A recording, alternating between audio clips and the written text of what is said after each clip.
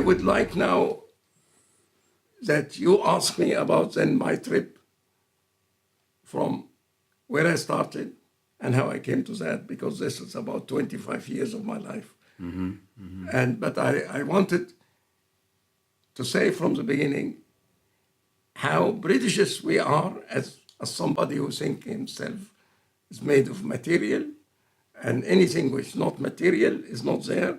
This is absolute prejudice of a materialistic person. That is the weakness of any materialistic philosophy, because you would believe only in things you can see and touch. No, this is too primitive, too unscientific. Most of what you see, what you don't see, is what matters. I have made an operation in my eyes, and because of detached retina, and most of the world is now as fuzzy as this cravat, which is not a coincidence that I'm putting it. This is the first time I had this cravat, this tie, since many, many years. It's a tie of my institute, being a fellow of the Institute of Physics. I can carry this. And this has something to do with the Higgs, what they find in CERN. The Higgs boson. Yeah, but this tie, I took it today, but it is with me since 20 years or so. And you see how fuzzy this is. And now I see, since I no more see very well, I see the world right. I see the world fuzzy. And to capture the fuzziness of the world, you have to change your counting. And the only way to capture everything counting and get the right direction of scientific investigation is to endorse the golden mean numbering system.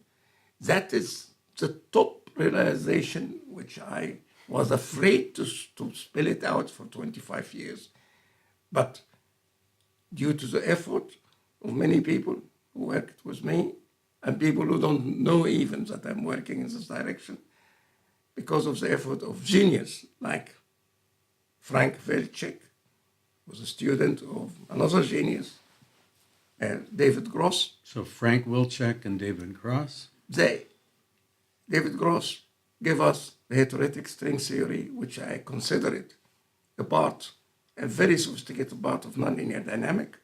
And Wilczek really spoke about anion, which is really inconceivable to go through this calculation without the golden mean system. The anion, A-N-Y-O-N. But let's pause for a moment and go back to, I want to make a couple comments about something that you've said so far, and then we get into the nitty-gritty.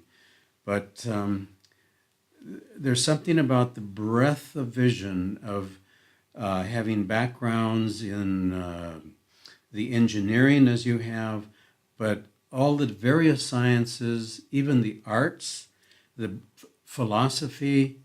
I've noticed that oftentimes nowadays there's specialization to a fault, where I'm in the university and the first thing I notice is people don't know what is going on in other departments. They're so specialized, they narrow down, and they don't see the bigger picture. And so there's something to be said about a liberal arts education, for example, the breadth of vision that allows one to see the bigger picture. So that's one thing. Another thing is these paradigms we get stuck in, the way we look at the world. In particular, we have this kind of materialistic paradigm that has become so central to our way of thinking. And people view the material world, as you point out, if it's only 4.5%, and even it's a fraction of that as to what our senses actually pick up, and then we say that is reality, it's a joke. It's an absolute, utter joke. Tragedy is. It is tragic. It is absolutely tragic. But then we're unwilling to break out of these paradigms. And the other thing is energy and the wars that fight over energy and the sources of energy. And armaments is a big business. And so we get caught in these old ways of thinking. We can't break out of it.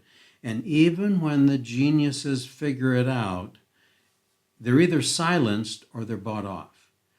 They're paid off so that the big businesses can continue on. And there's so much corruption, it is sickening. And here we have the possibilities of free energy. It could actually transform the world. So the other thing I want to say about this is paradigm change. We need to be willing to make these incredible breaks with past ways of thinking.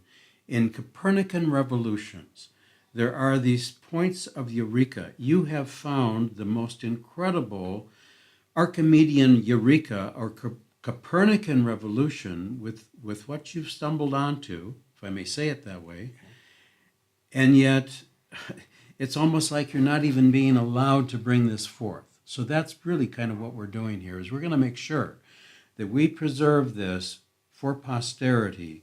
So the next stage into this is this kind of radical transformation of consciousness that comes with the insights, the pure number theory that you have discovered with the golden mean numbering system. But before we even go there, let's go into the background of you as a person. And if you don't mind, if you're willing, Yeah, I am willing. because I know Ilya Prigogine is right at the roots of some of your education, your discovery, but we want to hear it from you. Really, my education starts by my mother and my father. And this is, again, something which I feel very bad about. I feel very bad and guilty about everybody who didn't have a father and mother like me. Because here I was in this world, and I had loving father and mother, not only loving, but financially capable, because my grandfather was very rich, to give me the best education. I didn't want to leave Egypt. I was beaten up by my father and forced to go to Germany to have a better education, and then to England to have a different education. So my tiny-minded love to going to the cinema and the club in Cairo, and I didn't want to go anywhere, but my father had the means to send me. And now I cannot just say how grateful I am to him, but how many people can have this fortunate situation? So really, this is the first education. I remember I was very patriotic, and although Nasser nationalized our family and took our fortune, particularly from my mother, I loved Nasser because I love equality and I love justice. So I thought we are too rich and the rest are too poor. So he's right. My mother wasn't very pleased that her son is speaking like that. In any case, by going abroad and seeing different way of doing things and different mentalities, and that nationalism particularly, which is not just love thy neighbor, but being proud to the extent that you are discriminating against other people who are not belonging to your tribe. I now am ashamed that I was that nationalist. I think such nationalism shouldn't exist. We should be proud to be human.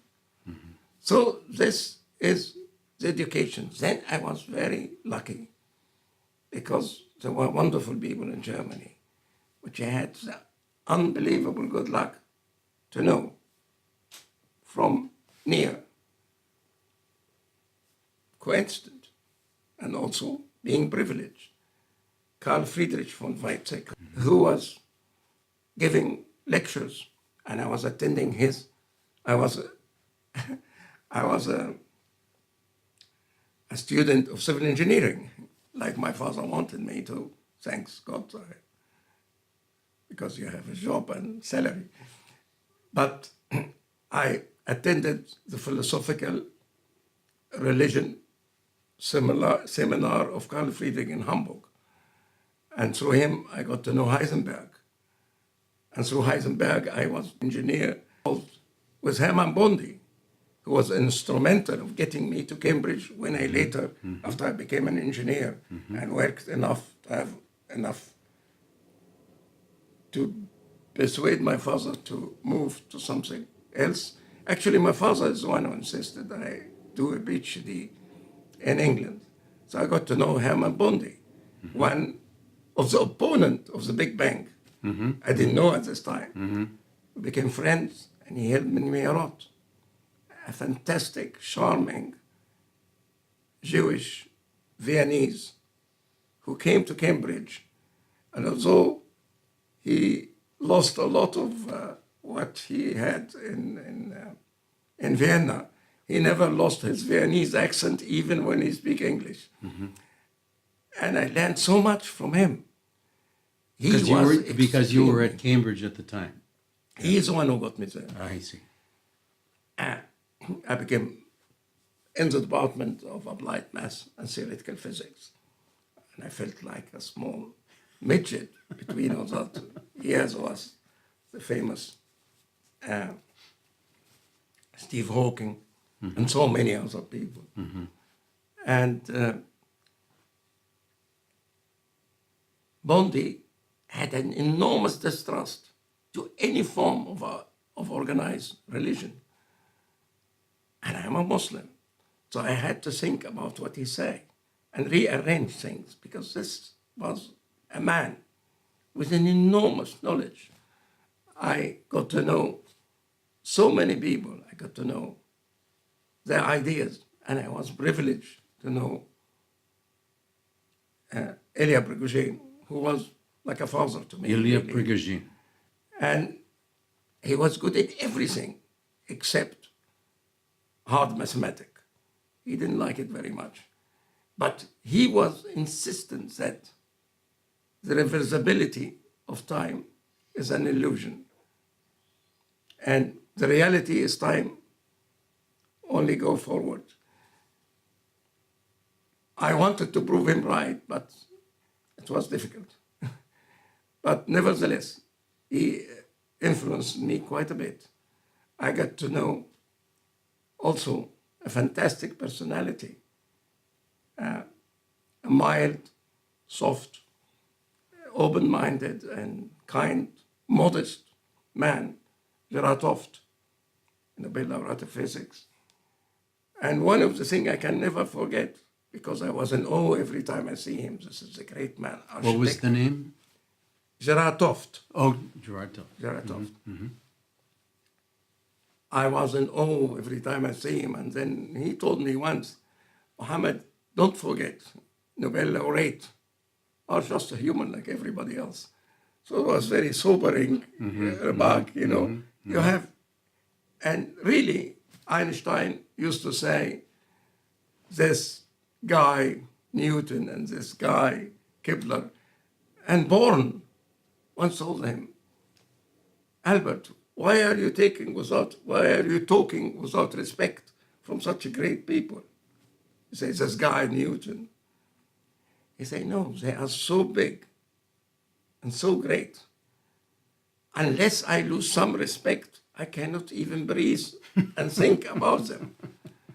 So you read what he was saying in his delightful Jewish way, is that respect is not just to say, küss die Hand, gnädige Frau, kissing your hand. Respect is really to be truthful to the people you are talking to.